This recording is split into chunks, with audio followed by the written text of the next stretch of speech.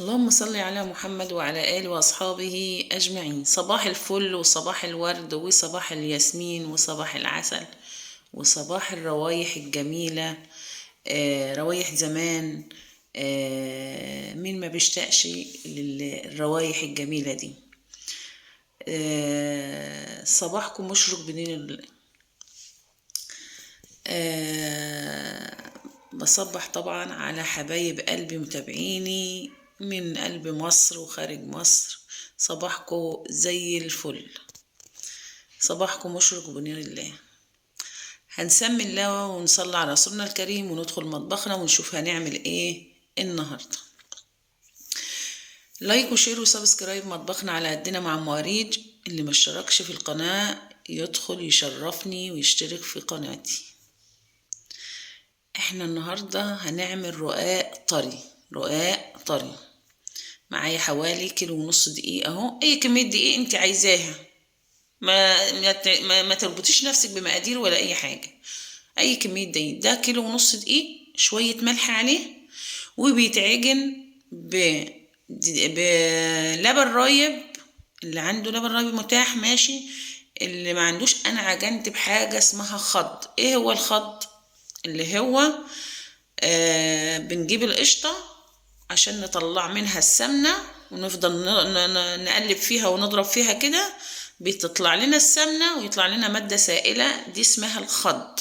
ده عجنت بيه بيبقى تحفة وجميل برضو. ما فيش برضو مقدار معين هتعجني بيه لبن رايب او الخض اللي بقولكوا عليه، مش مقدار معين. انتي بتعجني على حسب الدقيق بتاعك ما بياخد المادة السائلة دي او اللبن الرايب.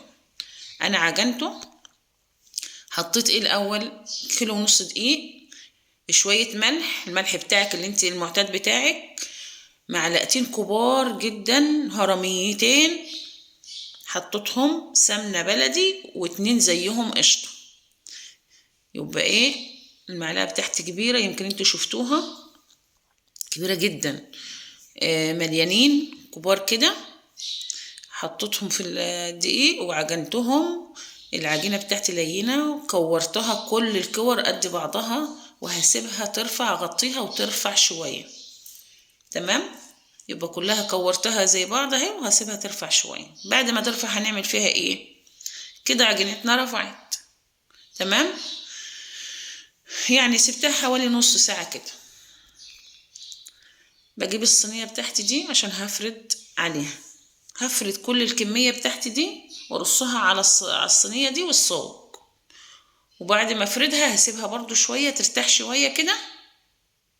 هسيب العجينة ترتاح شوية زي ما كورتها وسبتها ارتاحت شوية، هسيبها ترتاح برضو شوية.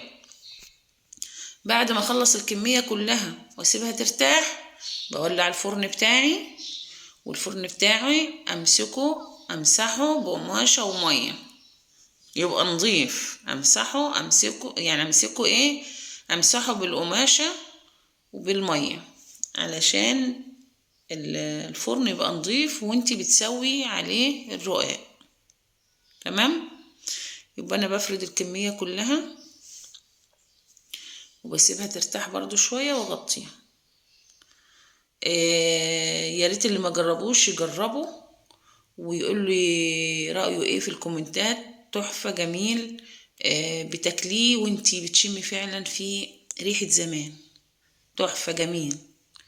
ولو بقى فرن بلدي يا سلام، لو اتسوى في فرن بلدي بقى هيبقى 10/10.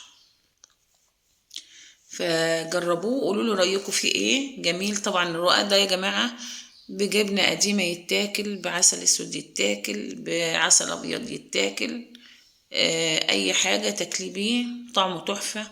لو جبنة وكوباية شاي برضو طعمه جميل. حلو خالص يعني. وبيشبع.